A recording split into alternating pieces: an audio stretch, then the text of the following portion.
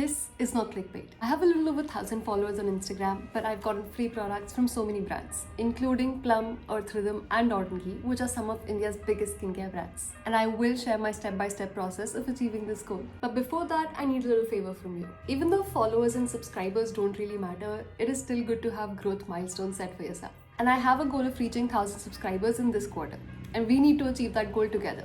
I'll do my part by posting frequent videos, and you do yours by clicking that subscribe button. If you've already subscribed, maybe share this video with someone who will like this content.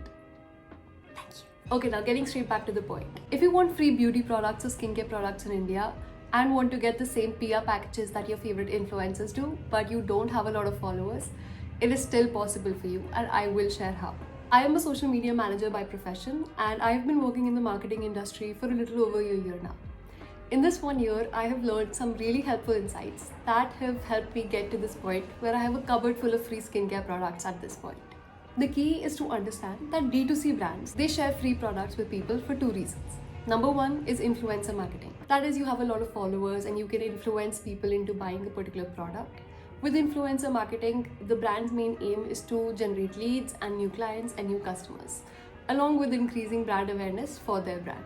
The other objective is to get UGC, or user-generated content. And this is where we need to tap in. UGC content can be used for various reasons, which depends on the brand. It increases their brand awareness, it can be used as promotional content for their ad campaigns, whatever. When you create content for a particular brand, it becomes that brand's content. This is something you need to keep in mind while following this process. And now we can get into the steps. Step number one, I think should be clear by now, is creating content.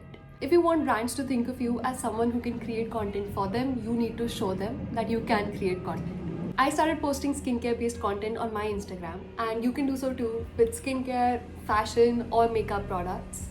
Whatever you have at home, just create some content. Some of the content ideas that I went with that didn't need a lot of products were sharing skincare tips, skincare myths, also just going online and seeing what all products were, a lot affordable compared to the other ones and sharing those. This helped me in two ways. One, I started gaining audience that was interested in skincare. When I started, I had around 700, 800 followers. That grew to 1200 pretty quickly. And I think if I was consistent with my skincare related content, I could have grown more. If you're someone who wants to just grow their online presence, this is also something you could do. And number two, I now had a portfolio of content that I could show brands and tell them that I am capable of creating content for them. And this leads us to our second point, which is creating a media kit or a portfolio for yourself. If you have the creativity and the time to create a proper media kit on Canva and Figma, go for it. More power to you.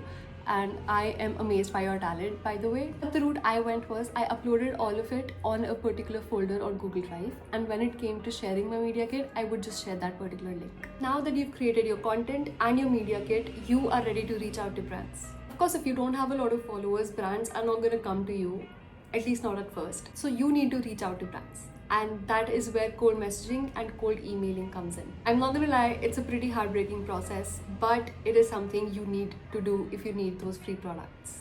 Something to keep in mind is that the kind of content that you create in the first step is the kind of products you will get. I created skincare content because that's what I was more knowledgeable in and that's what I was interested in.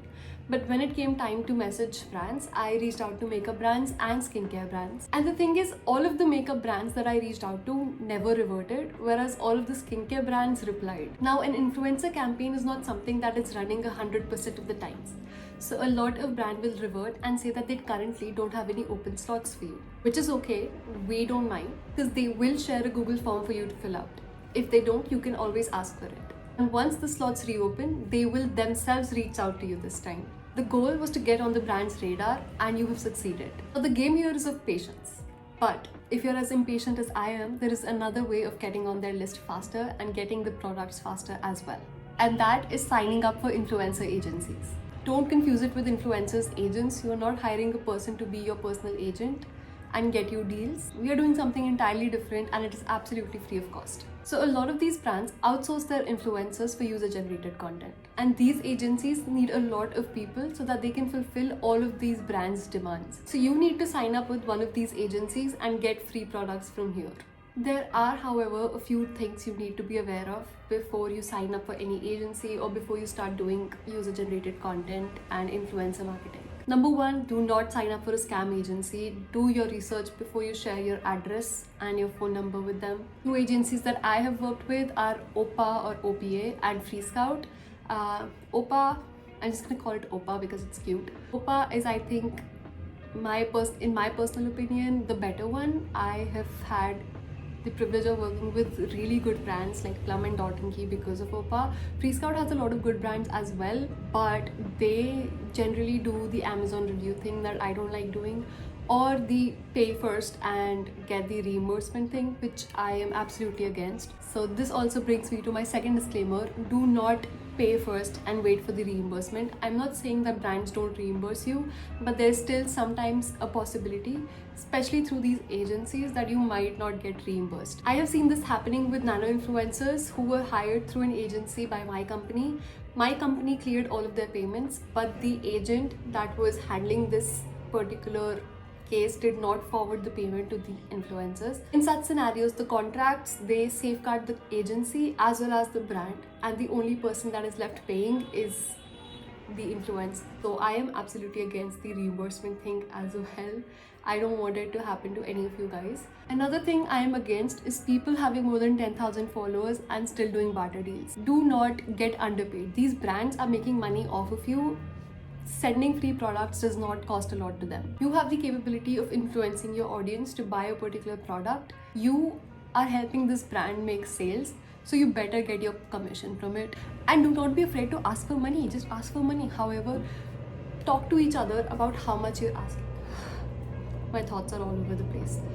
Let me just rephrase it better. If you have more than 10,000 followers, there is a high chance that the brand is making money off of you, because free products don't really cost much to them. And you have more than 10,000 followers, there's a high chance that you are influencing sales. You are helping the brand make money. So you might as well take your cut. I don't think anyone who has more than 10,000 followers should be doing barter in any case. I have less than 1,500 followers and I have been paid to promote a particular product. And I was reached out by a lot of people to just use a particular filter that they have created on my stories, and I have been paid for that as well. So you are well within your rights to ask for money when you're promoting a brand's product. And finally, I want you guys to keep in mind, just because you're getting free products does not mean you should promote every single thing that comes your way. I have rejected more offers than I have accepted, and that is because, one, I do not want to spam my audience with just promotional content, and two, I want to promote only the brands I truly trust. If you go back to my content I was creating at first, you can see I have promoted only the brands I was using on my own at first. That is because you do not want to throw away your credibility. You have an audience, however small it may be, but you do have an audience that looks up to you, that sees you, and it is your responsibility to not break their trust. And that is all, I guess. Yeah, that should be all. I didn't script out this video. I usually, if I have a sit down video, I write the proper script with each and everything mapped, which is also why I don't do a lot of sit down videos. But I didn't write any script for this one, so if my thoughts seem a little over the place, that is the cause. But this has been like completely raw and completely honest, exactly what I do, and I hope this helps you out in any way. If you like this content, make sure to give it a thumbs up, and please do subscribe. We have goals. Also, I put up a poll asking you guys what sort of content you guys want. You can go and click on that poll. If your preferred option is not there, please do comment it. Maybe I should have scripted it out because I don't know how to do the outro now. Subscribe. Thanks, guys.